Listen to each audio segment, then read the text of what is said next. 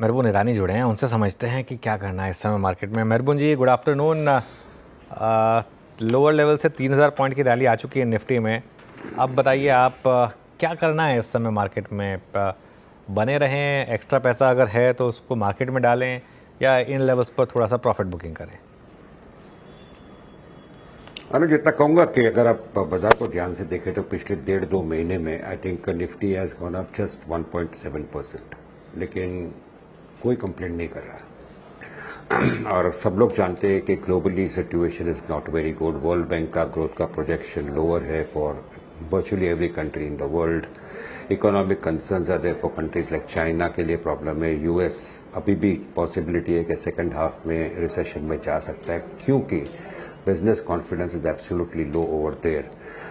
9 जुलाई को ट्रम्प भाई क्या लाते हैं as far as tariffs goes, because he has asked for the period up to July 9th, और वो सोच रहा है कि वो सबके साथ सेटलमेंट कर देंगे with around 70 countries before that, which seems unlikely. पर जैसे वो तारीख के आसपास आएंगे थोड़ी सी नर्वसनेस होगी।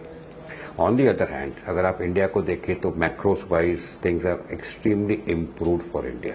नंबर 1, इन्फ्लेशन नीचे आया है, इंटरेस्ट रेट कट हुए है, लिक्विडिटी भरपूर आरबीआई ने दिया है, क्योंकि हम लोग को 2 साल पहले काफी कंस्ट्रेंट था as far as liquidity goes. रही बात ऑयल की, ऑयल भी नीचे आया है। So basically all positives are there for India, लेकिन India as a market is not very cheap.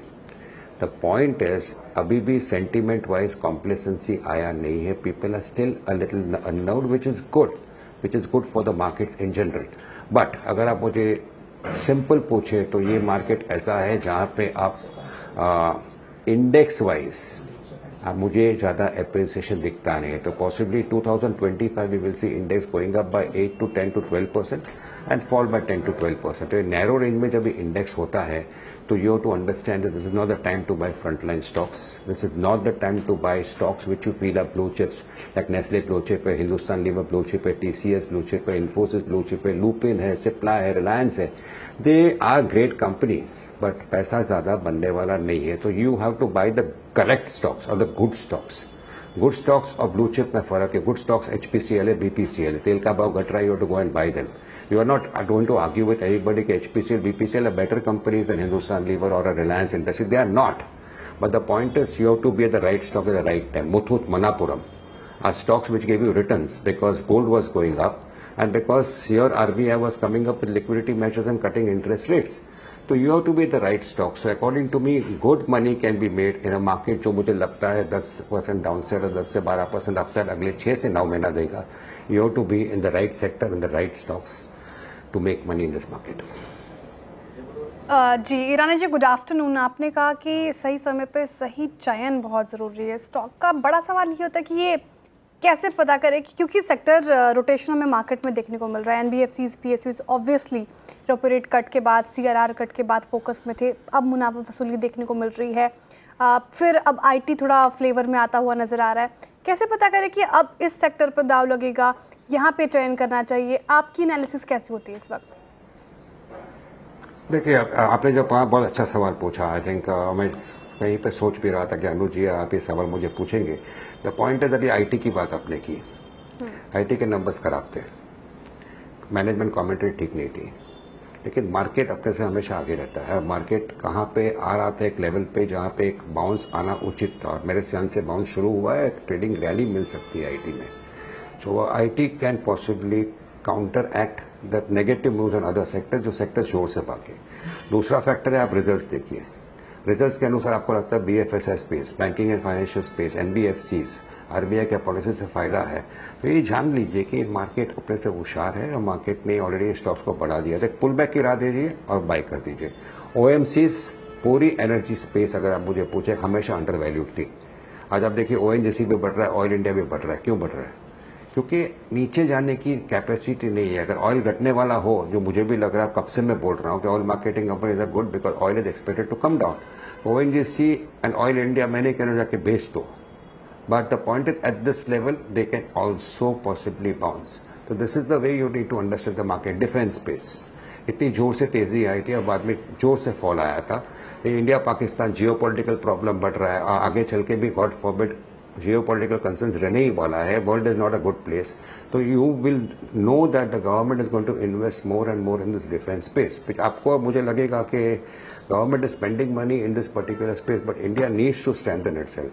So कहीं पे pull back आएगा तो you have to go and buy into defense stocks.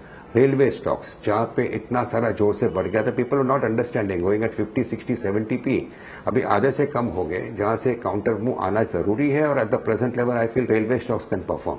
तो this is the way people will have to look into it. मैं फिर से कह रहा हूँ, this is a market in which you need to be very very selective, stock specific. और ये narrow range की जो मार्केट मेरा पर्सनल एस्टिमेट है, I think there will be wedge and there will be many who will outperform the overall appreciation in the front line index. Okay चलिए ठीक है. मेहरबान जी, ये जो मार्केट पार्टिसिपेंट स्टॉक्स में इतनी बड़ी रैली हुई, आज बड़ी डिक्लाइन आई, कैसे देख रहे हैं आप इसको, और आपके प्रेफर्ड पिक्स होंगे क्या यहाँ पर कुछ? मैं कहूँगा अनुज जी के जो स्टॉक्स जोर से बढ़ते हैं, I think people are chasing momentum whenever there is an opportunity. तो ये मैं भी सोच रहा हूँ कि इतने जोर से स्टॉक्स जोर से बढ़ते हैं. ठीक है, सबको पता है कि this sectors are doing well, this companies are doing well, numbers अच्छे, आरबीआई की पॉलिसी आने से इनको फायदा है, बट घटते क्यों एक साथ है? And that is where I think people are chasing momentum. तो जिसको स्टॉक 550 में लेना था, आज 530 में वो स्टॉक बेच रहा है. This is happening which is unfortunate. But on the whole आपको पता है कि there are sectors which are going to do well. आपको पता है कहीं पर आपको देखना पड़ेगा कि वैल्यूएशन जोर से बढ़ गए हैं.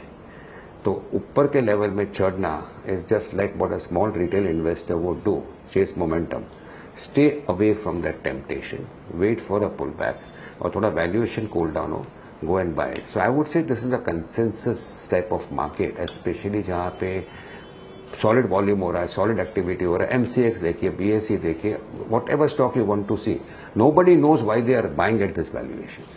दे आर बाइंग बिकॉज उन लोग को लगता है this companies will do well, because MCX ultimately commodity play, BSE ultimately stock market play, ultimately market बढ़ते जाएगा. तो मुझे आप पूछेंगे ये लेवल में खरीदना के लिए, I don't have an answer.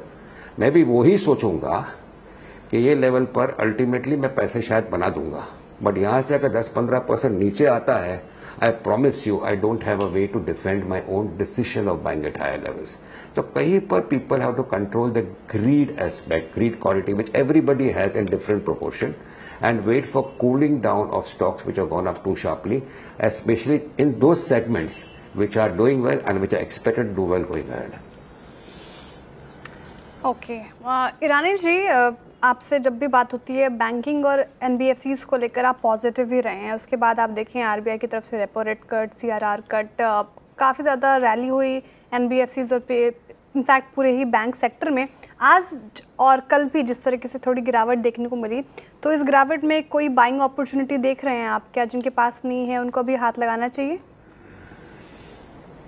I think pull back की राह देखिए. Pull back is distinctly possible. जैसे मैंने कहा कि अभी किसी को कहना कि Cholamandalam is a good stock और Sundaram Finance is a good stock, everybody knows about it. ये लेवल से because they are well managed companies पैसे मिलेगा, मेरे पास है, but I am ready for a 5 to 7% drop in the stocks. And at those prices कहीं पर fresh entry और incremental money can be put in दो स्टॉक्स. फिर से हमें अंडरस्टैंड करना चाहिए कि when there is a consensus on sectors and stocks, you have to understand that the price would have it run up too sharply. आगे भी चलेगा, लेकिन उसके पहले करेक्शन आएगा, that will और मजा आएगा, क्योंकि you will get stocks at lower levels. So I would say at this present levels, I would wait for a pullback before putting in fresh money. RBI policy आके थोड़े दिन हो गए, सब लोग जानते थे 25 बेसिस पॉइंट कट आएगा, इतना बड़ा सीआरआर कट आएगा कोई एक्सपेक्ट नहीं कर रहा था. ठीक है, all positives are there, but everything has been front end हो गया है आरबीआई की तरफ से. आरबीआई को जो करना था एक साथ कर दिया, बहुत अच्छा था, but market ultimately reflected it in the next 48 hours. Some of the stocks went up very sharply. तभी आके मैं खरीदूंगा, then I have to be ready for a 5 to 7% drop in those stocks before they stabilize and start moving up again. So I am positive on this sector while stating कि एक pullback जरूर आ सकता है. Okay, IT में पिछले 2 दिनों से अच्छा खासा कमबैक है. कंपनीज की कमेंट्री भी अच्छी खासी रही है, कह रहे हैं कि इतना इम्पैक्ट नहीं है जितना लोग डर रहे थे. लार्ज कैप आईटी में आपकी प्रेफर्ड पिक्स क्या होंगी मेहरबान जी? मैं कहूँगा अनुज, लार्ज कैप्स आईटीज में again in vis-a-vis my overall expectation, I'm sticking my neck out कहने के लिए कि I think 10 to 12% upside in the Nifty and 10 to 10% downside in the Nifty. It's going to be a narrow movement for the Nifty over the next 2-3 quarters for entire 2025. इसमें frontline IT में खास करके जो numbers आए हैं, the challenges which are there specially on global spends, I would say that जो levels पर अभी है, you are having a trading opportunity for an upside, but to make ultimately money in that for a longer term angle, I think you need to spend some time, avoid it, don't be too much in a hurry, and ultimately concentrate on certain select stocks in the mid-cap space rather than in the frontline stocks. Infosys, TCS, Tech Mahindra, SCL Technology are great companies from a trading angle right now. मैं कहूँगा कि आपके पास है, so don't be upset if they don't give you any returns for the next 2-3 quarters on an investment basis. From a trading basis, you will see the stocks going up 5, 7, 8%, 9%, then again falter, and maybe 6 months later they will be more or less at the same price at which they are. So from an investment angle, I won't put in, or I won't recommend putting in incremental money in the stocks at the moment, especially to those investors who are expecting money to possibly give you returns as soon as you put in money. ऐसा नहीं होने वाला है, but there will be selective buying, selective opportunities coming in the IT space as we go ahead. Okay, तो IT शेयरों में भी जल्दबाजी ना करें फिलहाल, ये स्ट्रैटेजी आप अपनाएं स्टॉक्स पे। ईरानी जी, आप थोड़ी देर पहले मेंशन भी कर रहे थे ऑयल एंड गैस स्पेस को लेकर, अच्छी तेज़ी आज हमें स्पेस में देखने को मिली। इनफैक्ट पूरे अगर एनर्जी स्पेस की ही बात करूं तो ठीक ठाक मोमेंटम हमें देखने को मिला है पिछले दिनों ही, और आज लीड किया ऑयल एंड गैस स्पेस ने। यहाँ पर एक्सपोजर बढ़ाया है क्या आपने, क्योंकि आप भी कह रहे थे कि अंडर वैल्यूड रहा है काफ़ी ऑयल एंड गैस स्पेस, आपकी रणनीति यहाँ पर? Clear disclosure, I think invested here, and I put an incremental money on the recent past. My best bets are BPCL and HBCL in the oil and gas space. GAIL India at around 200 rupees, I still think there is value in it. मुझे बाकी के space में, मुझे खास करके metal space में, I like the steel space, ferrous space. There are good companies in that particular space like Steel Strips Wheels Limited is there, Lloyds is there. There are good opportunities. जैसे मैंने कहा, opportunities are more in the mid-cap space. So go and identify good companies and go and buy into them. और जो भी stocks मैंने कहे, clear disclosure, I am personally holding it and I have no intention to sell them. In fact, if there is a pullback in the stocks, I will go and buy into them. और एक space है जो जिसको मैं railways कहता हूँ, मैंने कहा था पिछले कई बार 3 क्वार्टर से कि काफ़ी जोर से बढ़ गए हैं and they deserve to fall. But at the present level, I think the next possible opportunity is again coming in railway stocks because a lot of work is happening on part of the railway ministry. So I think people have to understand that everything doesn't go up in a straight line. आपको वो space पसंद है, wait for a pullback, be patient, and the market will give you an opportunity जो शायद थोड़े से sectors में अभी उभर कर आ रहे हैं. Okay, oil and gas space और रेलवे स्पेस अभी आपको पसंद आ रहा है। बहुत शुक्रिया मेहरपुर ईरानी जी, आज हमारे साथ जुड़ने के लिए, तमाम सवालों के इतनी अच्छी तरीके से जवाब देने के लिए बहुत शुक्रिया आपके समय के लिए। मार्केट की बात करें तो निफ्टी इन ग्रीन